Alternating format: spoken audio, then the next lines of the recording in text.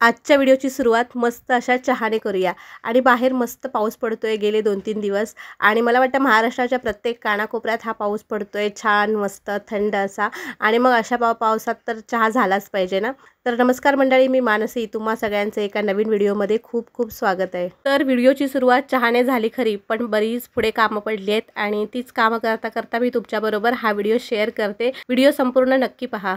तर जे काल श्रीकृष्ण जन्माष्टमीला बॅटर बनवलेलं मी ढोशांचं, ते बरंच बॅटर थोडंसं राहिलेलं। मग दुसऱ्या दिवशी त्याचे ना छान असे उत्तप्पा बनवले, ओनियन उत्तप्पा। आता त्याला काही जास्त कष्ट करावे लागत नाही मला वाटतं।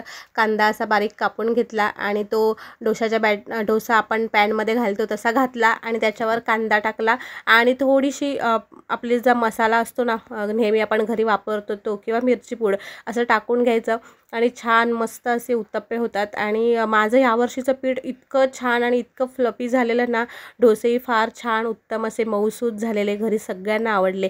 आणि आपण एखादं काम केलं किंवा जेवण बनवलं प्रेमाने आणि त्याचं घरच्या लोकांनी कौतुक केलं तर ती एक वेगळीच गंमत असते आणि ती गोष्ट आपण परत परत त्यांच्यासाठी करावी असंही वाटतं। तर बघा किती छान मस्त असे माझे उत्तप्पे झाले आहेत। संध्याकाळी ना मी हे ड्रायफ्रूटचे लाडू बनवले। तर बऱ्याच दिवसापासून माझ्याकडे हे खजूरचं एक पॅकेट पडून होतं आणि ड्रायफ्रूट्सही होते थोडेफार मी घेऊन आली आणि म्हटलं पहिलं थोडेच क्वांटिटीमध्ये बनवूया, कारण मी पहिल्यांदा बनवत होती। म्हटलं कसं होईल काय होईल, जर हे सगळं फसलं तर मग मला फेकून द्यावं लागलं तर मला नुकसान होईल, कारण ड्रायफ्रूट्स तर बरेच महाग असतात। तर म्हटलं असं आपण खातो भिजून वगैरे, आणि मग हे मी करायला घेतलं आहे आणि त्याचं काही चुकीचं झालं आणि मग मला फेकून द्यावं लागलं तर, म्हणून मी अगदी थोड्या क्वांटिटीमध्ये बनवले, पण इतके छान आणि इतके मस्त झाले ना। आणि अगदी अर्ध्या पाऊण तासात ना हे सगळे लाडू बनवून होतात। म्हणजे आपण जर याच्यामध्ये मी पहिल्यांदा बनवले आणि जर मला वाटतं मी नेक्स्ट टाईम बनवायला गेली ना तर अजून 10-15 मिनटं कमी होऊन जातील, म्हणजे अजून थोडा माझा स्पीड वाढेल करण्याचा, कारण पहिल्यांदा बनवलेले त्याच्यामुळे थोडं घाबरत हे जळेल का भाजेल का असं होतं।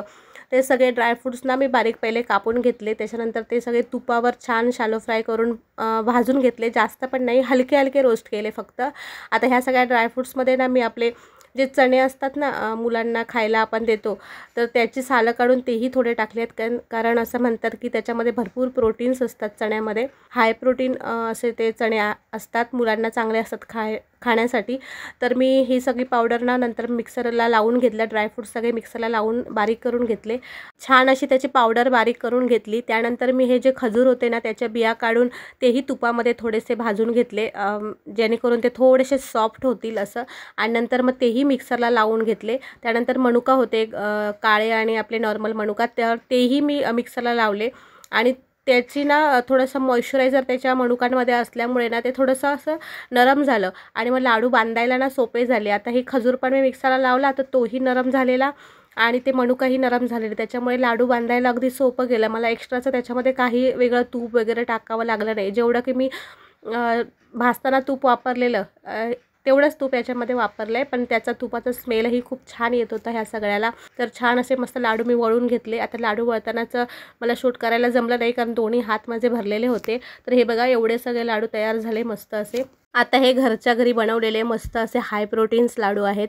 मी पहिल्यांदा हे ट्राय केले, पण मला असं वाटतं मी आता नेहमीच माझ्या मुलांसाठी हे अशा गोष्टी त्यांना बनवून खायला देईन, कारण ह्याची टेस्टही खूप छान होती। मुलगा माझा थोडा सिलेक्टेड गोष्टी खाणारा आहे, त्याच्यामुळे मग त्याला अशा गोष्टी बनवून दिल्या ना तर बरं पडेल।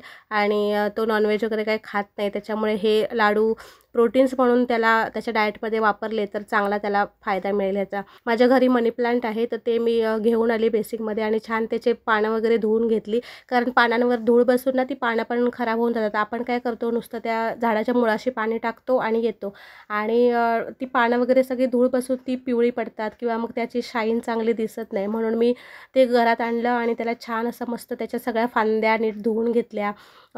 ते आता ग्रो होत आहे छान। मी अगदी छोटंसं मनी प्लांट आणलेलं हे, पण आता ते मस्त असं ग्रो होत आहे, छान त्याची वाढ होते, बघू शकता तुम्ही। आता हे 1-2 मध्ये अशी पानं पिवळी होतात, पण नंतर ती गळूनही जातात आणि परत नंतर त्याच्यामध्ये नवीन पानंही येतात। तर मस्त असं हे प्लांट छान धुवून घेतलं आणि नंतर मग ते नेऊन आपल्या जागेवर लावलं, खूप छान आणि मस्त असं दिसत होतं। तर आता हे सध्या मी डेली व्लॉग टाकते, ते तुम्हाला आवडतात का? मला आवडतात तर नक्कीच कमेंट करून सांगा. आणि तुम्ही कुठून माझे व्हिडिओ बघता, कुठल्या शहरातून बघता. आणि ह्याआधी मी जे 1-2 व्हिडिओ टाकले आहेत ना, तर त्याला चांगला रिस्पॉन्स मिळाला आहे मला. आता मी अभिनेत्री आहे एक, तर त्यामुळे मी जेव्हा शूटिंगला जाते तेव्हा नक्कीच मी काही ना काही शूट करेन. आणि जेव्हा घरी असते तेव्हा घरचे व्लॉग करेन, असं मी निर्णय घेतला आहे. अर्थात व्लॉगिंग हे असं क्षेत्र आहे ना, ज्याच्यामध्ये तुम्ही टास्किंग करू शकता, म्हणजे बऱ्याच गोष्टी दाखवू शकता. त्यामुळे मी ब्लॉगिंग करण्याचा जो निर्णय घेतला आहे ना, तो खरंच खूप चांगला आहे असं मला वाटतं. तर हे बघा झाड किती छान मस्त असं बहरलं आहे माझं मनी प्लांटचं. तर आता हे मी बाल्कनीत छान हँगिंग करून घेते, कारण हे हँगिंग प्लांट असंच घेतलेलं मी.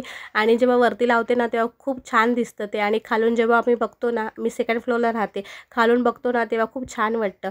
तर तुम्हाला हा माझा व्हिडिओ आवडला तर मला नक्कीच कमेंट करून सांगा. व्हिडिओला लाईक करा, तुमच्या इतर मैत्रिणींपर्यंत शेअर करा.